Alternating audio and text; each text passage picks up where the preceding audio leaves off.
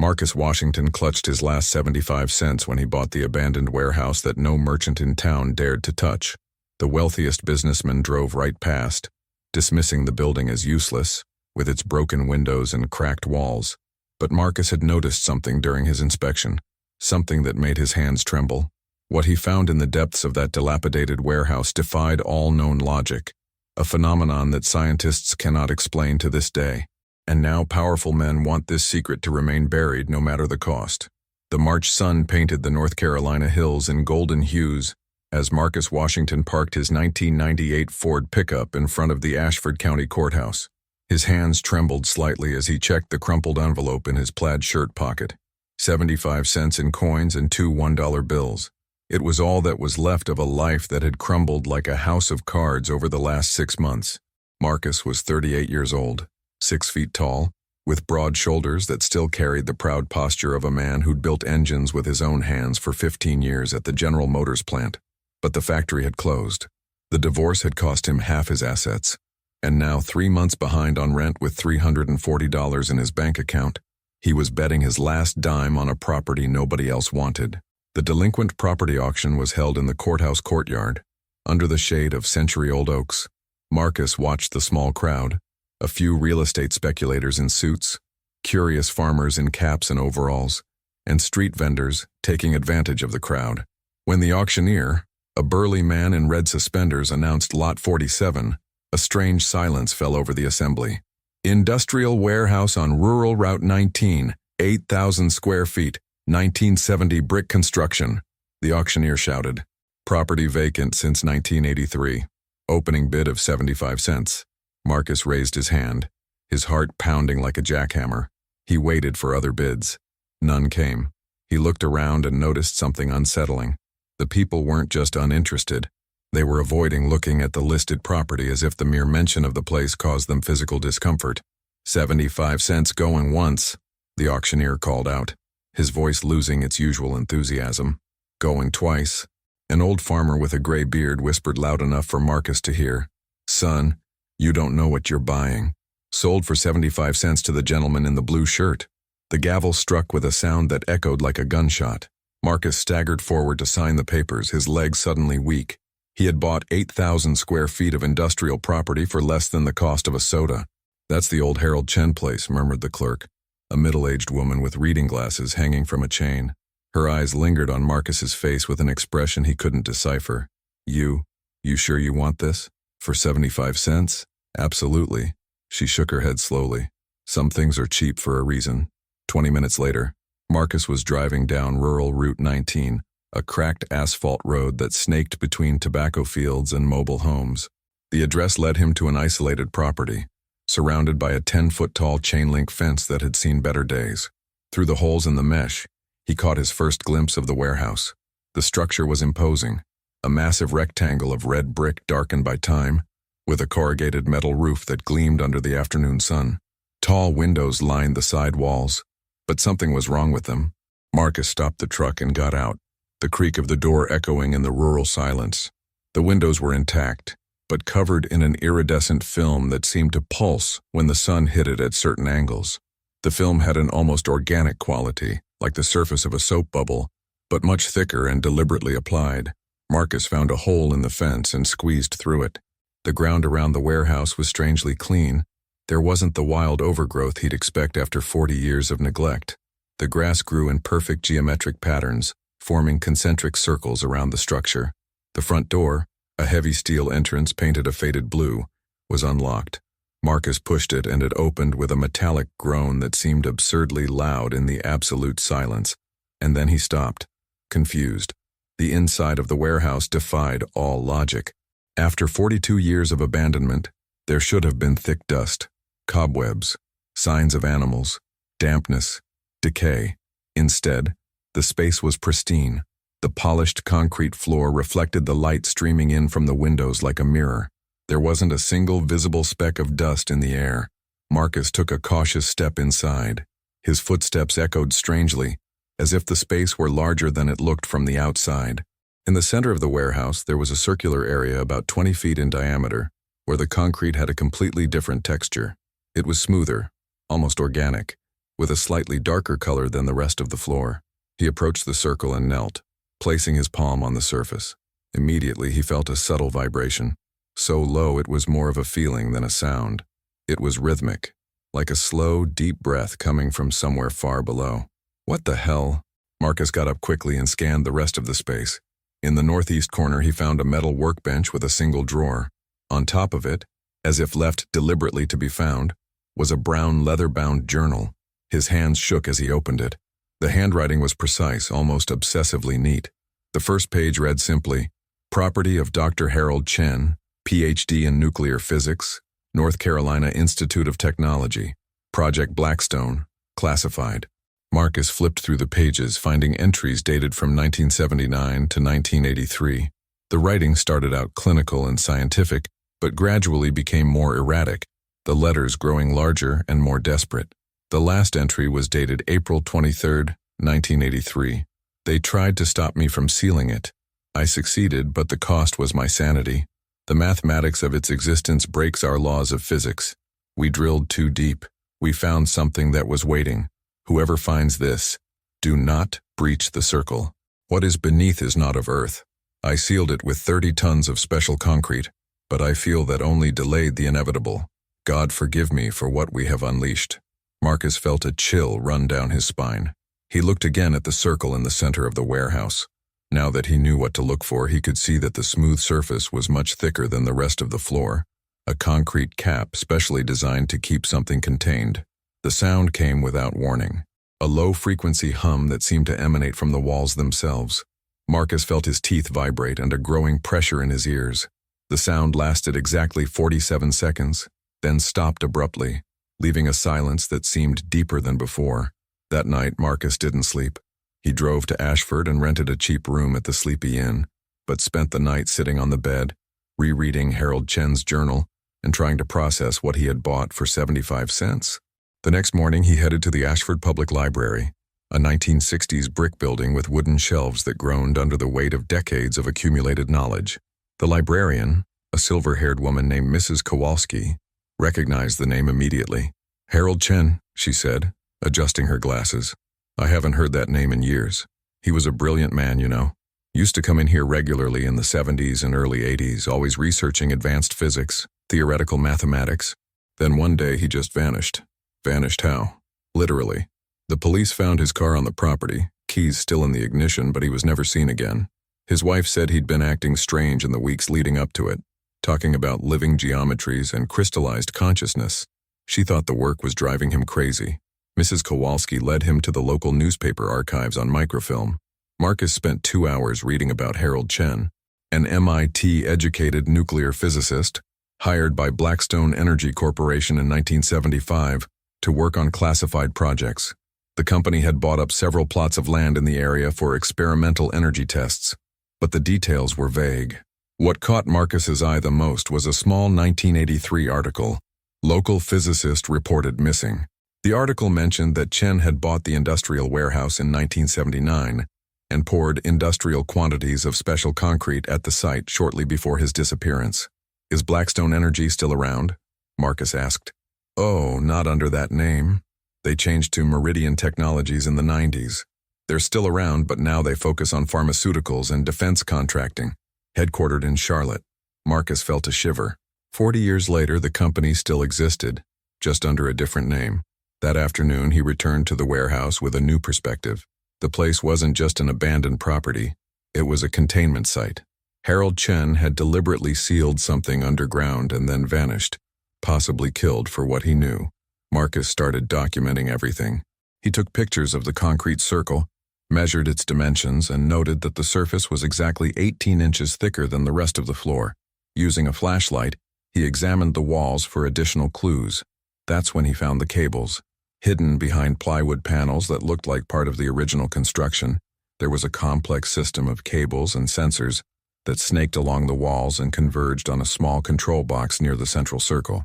The box had an LED screen that showed a single reading: containment active. Marcus touched one of the cables.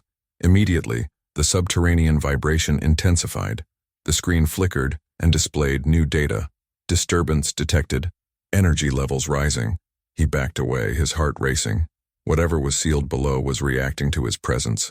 That night, as Marcus jotted down notes in his own notebook at a plastic table in the local McDonald's, a woman approached his table. She was tall, slender, with blonde hair cut in a precise bob and an outfit that screamed corporate executive, a navy blue suit, low heels, and a leather briefcase that probably cost more than Marcus's truck. "Mr. Washington?" Her voice was cold, controlled. "My name is Catherine Reynolds. I'm the Vice President of Special Acquisitions for Meridian Technologies." Marcus swallowed hard. "How did you know my name?" "Property sales are a matter of public record." She sat down uninvited, placing her briefcase on the table with a dry thud. "I understand you purchased a property on rural Route 19 yesterday. So what?" Catherine opened her briefcase and removed a document. "Meridian has a historical interest in that property. We'd like to make you a generous offer for it." She slid a check across the table. Marcus glanced at the amount and nearly choked. $500,000. That's a lot of money for an old warehouse. "We're aware there are sensitive materials on site. Old research from our predecessor company that needs to be properly disposed of. We want to make the process as simple as possible for you." Marcus studied her face. Catherine Reynolds had eyes of an icy blue that showed no emotion whatsoever. Her lips were pressed into a thin, firm line. There was something predatory in her posture. "And if I don't want to sell?" The temperature in the fast food joint seemed to drop a few degrees. "Mr. Washington, certain anomalies should remain undocumented, for the good of the community, and for your own good. Are you threatening me? I'm offering a mutually beneficial solution to a complex problem." Catherine stood up, leaving the check on the table. "You have 48 hours to consider our offer. After that, the situation could become more complicated." She walked out without a backward glance, leaving Marcus alone with $500,000 on paper and the growing certainty that he had bought much more than a simple warehouse. That night, Marcus made a decision that would change his life forever. Instead of taking the money, he drove to Ashford's electronics store and spent his last $200 on basic security cameras and a digital recording system. He returned to the warehouse at dusk and installed the cameras in strategic positions, focusing especially on the central circle. If something was really happening there, he was going to document it. At 3:17 a.m., the cameras recorded something impossible. Marcus watched the footage the next morning, playing and replaying the same 47 seconds over and over. At 3:17:33, a violet light began to emanate from the sealed circle, growing in intensity until it illuminated the entire warehouse interior. Then, at 3:17:40, objects began to levitate. Not just levitate, they moved in complex geometric patterns. His own tools, which he had left scattered on the floor, rose up and arranged themselves into a perfect spherical formation around the central circle. For exactly 47 seconds, they spun slowly in midair, the violet light pulsing in sync with their movement. At 3:18:20, everything stopped. The light vanished. The tools floated gently to the floor and arranged themselves in perfectly straight lines, forming geometric patterns Marcus vaguely recognized from advanced math books. He watched the footage 12 times, looking for tricks, for rational explanations. There were none. The next afternoon, as Marcus contemplated his limited options in the local Walmart parking lot, a young woman with dark hair and red-framed glasses approached his truck. "Are you Marcus Washington?" She had a Hispanic accent and carried a backpack stuffed with gear that looked far too expensive for someone so young. "Who's asking?" "Simone Torres, freelance science journalist. I heard you bought the old Chen property." Marcus frowned. "How did everyone in this town find out so fast?" "Because I've been investigating Blackstone Energy and now Meridian Technologies for 5 years. Harold Chen is one of 3 people who vanished after working on the company's projects. When I heard someone had finally bought his property," she opened her backpack and pulled out a thick folder. "I need to show you something." They sat down in the Walmart food court as Simone spread documents across the table. Photos, newspaper articles, partially redacted military reports, and technical diagrams Marcus couldn't make sense of. Blackstone Energy was contracted by the Pentagon in 1975 to develop new forms of energy for military applications, Simone explained. They started by drilling underground in several locations looking for unusual geothermal sources. But in 1977, they found something. She held up a grainy black and white photo. It looked like it had been taken secretly from inside an underground site. In the center of the image was an object that defied description, something that looked crystalline, but with angles that hurt the eyes to look at. This was found 30 feet beneath what is now your property. Harold Chen was brought in to study it because he was an expert in theoretical physics and non-Euclidean geometry. Non-what now geometry? Geometry that doesn't follow the normal rules of three-dimensional space. Think of objects that are bigger on the inside than the outside, or that exist in multiple dimensions at once. Marcus felt a familiar chill. What happened to the others who disappeared? Simone flipped a few pages. Dr. Maria Santos, a crystallography expert, vanished in 1978. James McKinnon, a nuclear engineer, vanished in 1980. They all worked on what was internally called Project Artifact. And the company just forgot about it? They didn't forget. They covered it up. When Harold Chen sealed the site in 1983, Blackstone changed its name and focused on other projects. But they've always maintained remote monitoring of the area. Simone pulled a small electronic device from her backpack. This is an electromagnetic radiation detector. Can I use it on your property? An hour later, they were in the warehouse, and Simone's detector was emitting sounds that ranged from low clicks to sharp whines. The readings were most intense near the central circle, but the pattern was unlike anything she had ever seen. This isn't traditional nuclear radiation, she murmured, adjusting the controls. It's more like space itself is vibrating at a different frequency here. Marcus showed her the footage from the night before. Simone watched in silence, her face gradually growing paler. Marcus, she said finally, you need to understand. If this footage is authentic, you're not just documenting paranormal phenomena. You're documenting physics that shouldn't exist. Before Marcus could answer, the sound of the warehouse door opening made them spin around. 3 men in dark suits entered, moving with the military precision of a tactical unit. The man in the lead was older, with graying hair and eyes that had seen too much. Mr. Washington, Ms. Torres, he said, his voice carrying a natural authority. My name is Victor Strand, CEO of Meridian Technologies. I believe we have matters to discuss. Marcus noticed that the 2 men behind Strand kept their hands near their coats, in a posture that suggested concealed weapons. This is private property, Marcus said, trying to keep his voice steady. Technically, yes, but what's contained on this property transcends matters of individual ownership. Strand walked slowly toward the central circle, his footsteps echoing in the empty space. Dr. Chen did something very brave and very foolish when he sealed this site. Brave because he recognized the danger. Foolish because he thought he could contain it permanently. Simone clutched the digital recorder she was carrying. Are you admitting your company conducted dangerous experiments here? Strand smiled, but there was no warmth in the expression. Ms. Torres, Meridian Technologies has been at the forefront of scientific research for decades. Sometimes science leads us into unexpected territories. He stopped near the circle and took a small device from his pocket. It looked like a tablet, but the screen showed constantly shifting readings.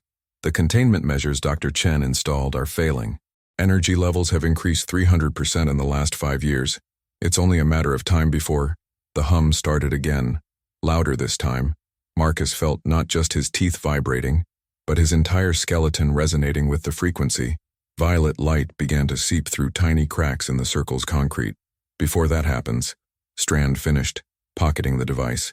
Mr. Washington, our previous offer still stands. In fact, I'm authorized to increase it to $1 million. Marcus glanced at Simone, who was discreetly filming with her phone. And if I refuse? Then you will become liable for any consequences of what is sealed here. And believe me, the consequences will be catastrophic. The 3 men left as abruptly as they had arrived, leaving Marcus and Simone alone with the growing hum and the certainty that they had crossed a line from which there was no return. That night, Marcus didn't go back to the hotel.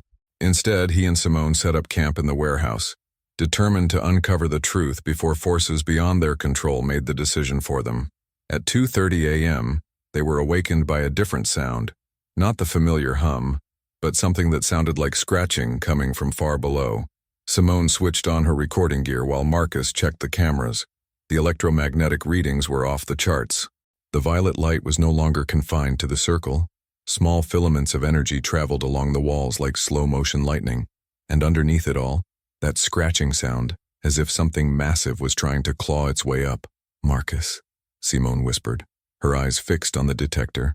Whatever is down there, it's waking up. The next morning, a new ally arrived unexpectedly. Dr. Emil Koskinen was a retired geophysicist who had worked for the United States Geological Survey for 30 years. Simone had contacted him after reading his papers on unexplained geological anomalies. Dr. Koskinen was a man in his late 60s, with a neatly trimmed beard and hands that trembled slightly, not from nerves but from scientific excitement. He brought equipment Marcus had never seen before: seismic probes, magnetometers, and something he called ground-penetrating radar. "I want to be clear," Dr. Koskinen said as he set up his instruments, "that in 3 decades of studying geological phenomena, I have never encountered anything that comes close to the readings you've described to me. If you're correct, this would rewrite our understanding of physics." The initial readings confirmed what Marcus already suspected. There was a cavity underground, approximately 40 feet below the sealed circle, but the dimensions the instruments registered were impossible. "This can't be right," Dr. Koskinen muttered, checking and rechecking his equipment. "The radar indicates a spherical cavity 40 feet in diameter, but the sound waves suggest the interior space is larger, much larger." Simone leaned over the readings. "How can something be bigger on the inside than the outside? It can't. Not in our universe, under our laws of physics." Marcus felt a familiar chill. So maybe it doesn't follow our laws of physics. Dr. Koskinen ran more tests, this time focusing on the object at the center of the cavity that his instruments could barely register. The results were even more disturbing. "There's something at the center of the cavity," he said slowly. "Something dense, but the density is constantly shifting. It's as if it's pulsing, and it's emitting energy at frequencies that shouldn't exist naturally." That afternoon, while analyzing the data, Simone made a disturbing connection. "Marcus, you remember Harold Chen's notes about living geometries? What if he wasn't speaking metaphorically? What if the thing down there is literally a life form based on non-Euclidean geometry?" Dr. Koskinen stopped writing. "Are you suggesting it's conscious? The density shifts you measured follow patterns that look suspiciously like brainwaves." Marcus felt the world spin slightly. "Are you guys saying there's an alien creature buried under my property?" "Not necessarily alien," Simone corrected. "Maybe something that's always been here, just in a dimension we can't normally perceive. Something Blackstone's drilling in 1977 brought into our reality." The conversation was cut short by the sound of approaching vehicles. Through the window, Marcus saw 3 black SUVs pulling up outside. Men in suits got out, but this time they were openly armed. Victor Strand stepped out of the central SUV, now wearing field gear instead of his executive suit. He carried a metal briefcase and was followed by a team of technicians with military-grade equipment. "Mr. Washington," Strand shouted, "your window for negotiation has closed. We are now implementing the Blackstone Protocol for emergency containment." Marcus, Simone, and Dr. Koskinen stepped out of the warehouse. The armed men immediately surrounded them but didn't point their weapons directly at them. "What protocol?" Marcus demanded. Strand opened the briefcase, revealing explosives and drilling equipment. "The object beneath this property is approaching a critical point. Our analysis indicates the containment will fail completely within the next 72 hours. When that happens, the effects will be felt within a 50-mile radius." "What effects?" Simone asked, still recording. "Localized gravitational distortions, alterations in the temporal flow, collapses in the spatial structure that could create," Strand hesitated, "holes in reality." Dr. Koskinen swallowed hard. "And your solution is to blow it up?" "Our solution is to controllably reopen the site, extract the artifact, and transfer it to a proper containment facility." Marcus finally understood. "You want to use my property as a lab, to study the thing down there." "The thing down there," Strand corrected, "has already killed 3 people who tried to study it up close. Dr. Santos suffered what can only be described as instantaneous aging. She was 28 when she entered the cavity, and what was left of her looked to be 80. McKinnon simply vanished. Didn't die, vanished. As if he'd been erased from reality." Simone lowered her camera slightly. "And Harold Chen?" "Chen was found 3 days after he sealed the cavity. Technically alive, but completely catatonic. He remained in a psychiatric hospital until he died in 1995, constantly talking about angles that fold inward and the whisper of the spheres." The silence that followed was broken by the familiar sound of the subterranean hum. This time, however, it was accompanied by something new, a luminous pulse that could be seen through the warehouse windows. "It's starting," Strand said, checking a device on his wrist. "We have maybe 6 hours before the containment fails completely." Marcus made a decision that would define the rest of his life. "No," I beg your pardon? I said no. This is my property. If you want to do anything here, you need my legal permission, and you don't have it. Strand smiled coldly. Mr. Washington, when it comes to national security, matters of private property become irrelevant. That's when Simone did something brilliant. Throughout the entire conversation, she had been live streaming to multiple social media platforms. The confrontation was being watched by thousands of people in real time. Ms. Torres, Strand said, finally noticing the camera, I suggest you stop that stream immediately. I suggest you explain to your viewers why a private corporation is threatening an American citizen with weapons on his legally purchased property. The live stream changed everything. Within 15 minutes, local reporters were arriving. Within an hour, news vans from Charlotte and Raleigh were parked on rural Route 19. By 6 in the evening, the story had gone national. Victor Strand found himself in an impossible position. Explain to the media why his company needed access to a private property without revealing the nature of what was contained there, or stand down and allow a potentially catastrophic situation to unfold without intervention. The solution arrived from an unexpected source. Dr. Elizabeth Warren, director of the Special Projects Division of the Defense Advanced Research Projects Agency, DARPA, arrived on site at 7 in the evening with a federal entourage that included representatives from the FBI, the Nuclear Regulatory Commission, and the Department of Homeland Security. Dr. Warren was a woman in her 50s with gray hair pulled into a severe bun and eyes that looked like they had seen every dark secret the U.S. government possessed. She approached Marcus with an authority that made Victor Strand look like an amateur. Mr. Washington, she said, offering her hand, I need you to understand that you are in possession of something that represents both an existential risk and an extraordinary scientific opportunity. Marcus shook her hand, noting that it didn't tremble in the slightest despite the constant vibration now emanating from underground. Everyone tells me that, but nobody will explain exactly what it is. Dr. Warren glanced at Strand, who nodded reluctantly. What Blackstone found in 1977 defies classification using our current science. It's not alien in the traditional sense. There's no evidence it came from another planet. It's more like a remnant. A remnant of what? Of when our universe was very different from what it is now, before the laws of physics settled into the form we know. Simone, still filming, asked the question Marcus didn't dare to. Are you talking about something from before the Big Bang? I'm talking about something that may have existed in a previous universe and somehow survived the transition into ours. A form of consciousness based on pure mathematics that exists independent of matter. Dr. Koskinen cut in, his voice trembling with both scientific excitement and terror. The distortions we're measuring, they're increasing exponentially. If my calculations are correct, in approximately 4 hours, the containment will no longer be effective. As if summoned by his words, a loud crystalline sound emanated from the warehouse, not the familiar hum, but something that sounded like music, if music could be made of pure mathematics. Through the windows, everyone saw the violet light explode in intensity, illuminating the interior like a slow-motion lightning flash. It's responding to our presence, Dr. Warren observed. The more people are around, the more active it gets, as if it's curious. Marcus felt a wave of responsibility that threatened to crush him. His 75-cent purchase had become the epicenter of a crisis that could affect millions. What do you need from me? Full access to the property, cooperation with our research team, and your word that you will maintain secrecy regarding the more sensitive aspects of what we discover. And if I refuse? Dr. Warren hesitated. Then we'll use our National Emergency Authority to temporarily appropriate your property. But we would prefer your voluntary cooperation. Marcus looked at Simone, who nodded almost imperceptibly, then to Dr. Koskinen, whose eyes were shining with pure scientific curiosity. What's the plan? The operation that followed was like something out of a science fiction movie. Within 2 hours, the property was surrounded by a 1-mile security perimeter. Experts from a dozen federal agencies set up monitoring equipment around the warehouse. The sealed circle was mapped using technology Marcus didn't know existed.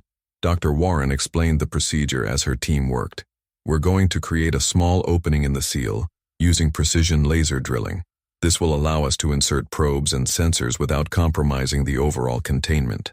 And if that wakes the thing down there up completely, then we'll find out very quickly whether our understanding of physics is correct, or if we need to rewrite all the textbooks. The drilling began at midnight.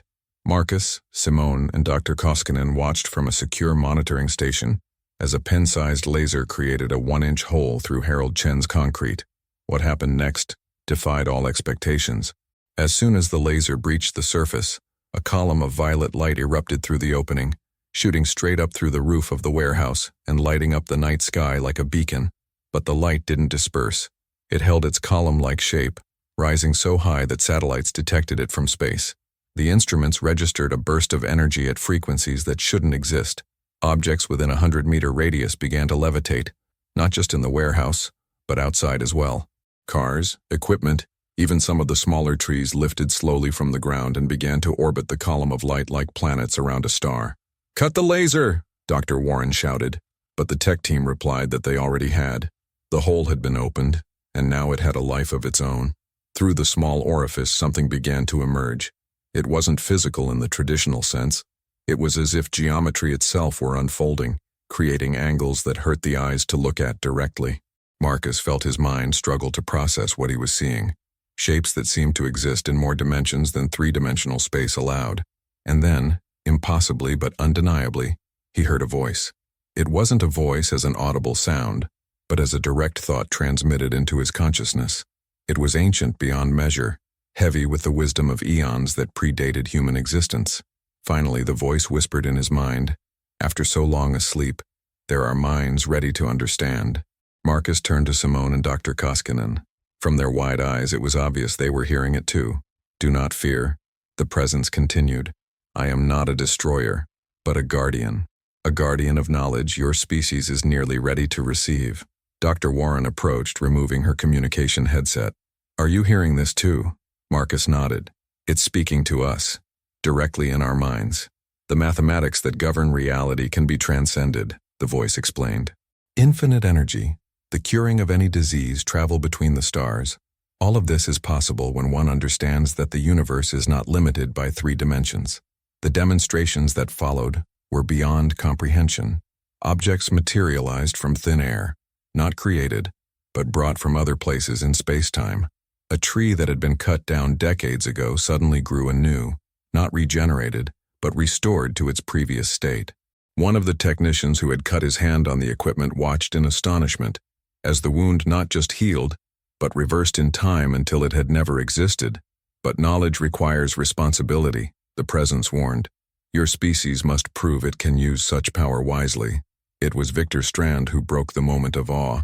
He had remained silent throughout the demonstration, but now he stepped forward with a device Marcus didn't recognize. "Enough theatrics," Strand said coldly.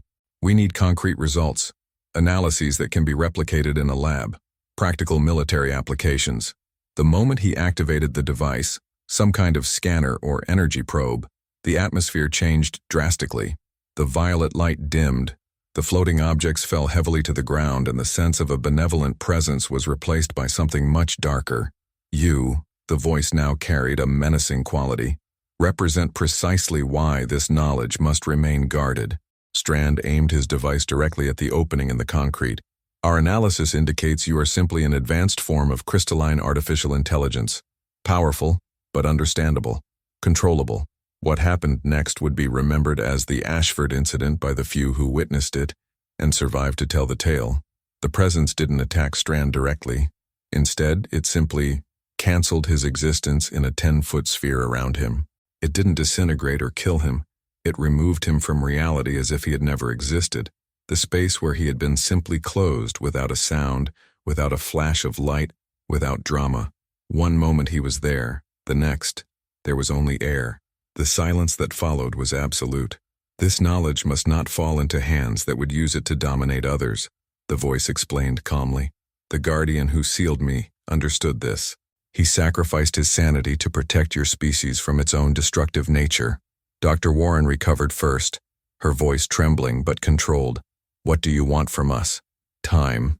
Your species is evolving, but slowly. In perhaps 100 of your years, it will be ready for this knowledge. Until then, I keep vigil." Marcus stepped toward the opening, ignoring the urgent protests of the security team. "What about my property? What about what happens now? You," the presence addressed him specifically, "have shown wisdom in resisting the temptation of easy gain. You will be rewarded for your integrity. The violet light flared one last time, and Marcus felt something change at a molecular level. Not pain, but transformation. When the light subsided, he felt different, stronger, mentally clearer, as if decades of accumulated fatigue had been simply erased. You will live to see the day your species is ready, the presence promised. And when that day comes, it will be you who decides if we are worthy of mutual trust. The opening in the concrete closed spontaneously, sealing itself as if it had never existed. The column of light vanished. The instruments returned to normal, and slowly, the sense of presence withdrew, leaving only the familiar vibration and the low-frequency hum. But something fundamental had changed. Marcus could feel it, a connection, faint but real, with the ancient intelligence that now rested once more beneath his property. 3 weeks later, the federal bureaucracy had devised a solution no one expected. The property was officially designated a National Scientific Interest Site, under the supervision of a new DARPA division created specifically for the purpose. Marcus retained legal ownership, but with a lifetime lease agreement to the federal government worth $8.5 million annually. Meridian Technologies faced investigations from a dozen federal agencies. With the mysterious death of Victor Strand and the discovery of decades of illegally classified documents, the company disintegrated in a matter of months. Executives were arrested, assets were seized, and the families of the victims of Blackstone's experiments finally received compensation. Simone Torres won a Pulitzer Prize for her coverage of the Ashford incident. Though the most extraordinary aspects of her reporting were classified as top secret, she continued to investigate anomalous scientific phenomena, but now with federal credentials and access to information that was once unthinkable. Dr. Koskinen was appointed scientific director of the new research facility established around Marcus's property. He spent his final years studying the site's energy emanations, contributing to breakthroughs in theoretical physics that would not have been possible without this exposure to the impossible. Marcus moved into a house built specifically near the property. As the official guardian of America's greatest unsolved scientific mystery, he found his life had gained a purpose he never imagined possible. The $5 million a year was more money than he could spend in several lifetimes. But it wasn't about the money. It was about the responsibility. Every night, he would walk to the warehouse, now surrounded by state-of-the-art research facilities, and simply listen. The vibration was still there. The low-frequency hum that indicated something ancient and powerful rested underground. Occasionally, very occasionally, he would feel a whisper of communication, gentle reminders that he was being watched over and protected. The object below remained a mystery. Theories abounded among the scientists who studied the energy emanations. It was a silicon crystal-based lifeform that existed partially outside of normal spacetime. It was a fragment of a previous universe that had found a way to survive the transition into our cosmos. It was a living library of mathematical knowledge that could revolutionize humanity's understanding of reality. Marcus suspected it was all of those things, and none of them. It was something the current human mind simply wasn't equipped to fully comprehend, and that was okay. One night, 6 months after the incident, Marcus was sitting on his porch watching the lights of the research facility when he felt the presence gently reach out to him. "You have doubts." It wasn't a question. "Sometimes," Marcus admitted aloud, knowing he would be heard. "I wonder if I made the right choice. If I should have just taken the money from Meridian and walked away, and lost the opportunity to protect something precious, to ensure that dangerous knowledge is revealed only when your species is ready to use it wisely." Marcus smiled. "When you put it like that, your previous life was broken," the presence observed gently, "without purpose, without direction. Now you are a guardian of infinite possibilities. That is not a responsibility we offer lightly. How long? Until your species is ready? Difficult to measure in linear years, but you will see significant changes within your extended lifespan. Your planet will face challenges that will require transcending current limitations. When that time comes, the knowledge I guard will be essential for survival." Marcus leaned back in his rocking chair, watching the stars. A 75-cent purchase turned into this. The best decisions often seem the riskiest at the moment. You bet everything you had on a property no one else wanted. You discovered that sometimes what others fear to touch holds exactly what the world needs. Weeks turned into months and months into years. The research facility grew, attracting the world's best scientists. Progress was made. Breakthroughs in theoretical physics, discoveries about the nature of spacetime, the development of energy technologies that seemed almost magical to the uninitiated, but always within carefully established limits.